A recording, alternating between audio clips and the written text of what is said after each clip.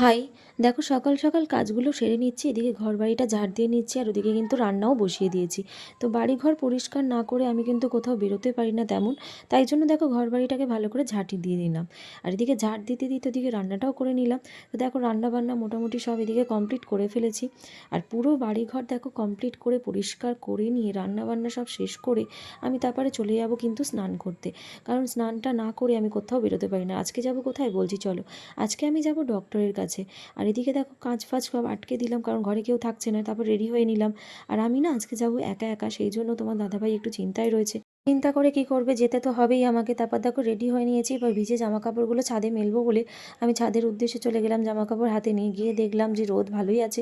Gate খুলে ছাদে মেলতে শুরু করে দিলাম। আর একা যাব কেন, কারণ যাওয়ার মতো আমার সাথে কেউ নেই। কারণ ওকে তো কাজে যেতেই হবে, আর মাও কাজে চলে গেছে।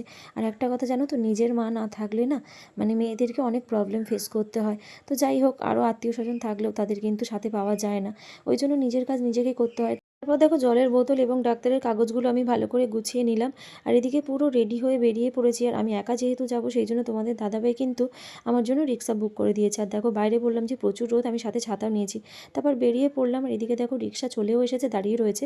আমি বললাম একটু দাঁড়া, আমি দোকান থেকে একটা বিস্কিটের প্যাকেট নিয়ে নিই। তো বিস্কিটের প্যাকেটটা দোকান থেকে কিনে নিয়ে আমি রিক্সায় উঠে পড়বো, কারণ আমাকে তাড়াতাড়ি যেতে হবে। ওরা একটা টাইম দিয়েছে, সেই টাইমের মধ্যেই। তো দেখো আমি পৌঁছে গেলাম, রিক্সাতে উঠেও গেছি এবং রিক্সা নিয়ে চলে যাচ্ছি। তো বললাম একটু আস্তে আস্তে গাড়িটা চালাস। রিক্সাওয়ালা আমাদের চেনাশোনা, অর্থাৎ আমাদের একটা ভাইপো হয়। ওকে বললাম আস্তে আস্তে নিয়ে চ। তো আস্তে আস্তে আমাকে পৌঁছে দিল। আর আসার সময় তোমাদের দাদাভাই আমাকে বাড়িতে নিয়ে আসার জন্য ওখানে ওয়েট করছিল। ভিডিওটা কেমন লাগলো জানিও, চ্যানেলটি সাবস্ক্রাইব করো।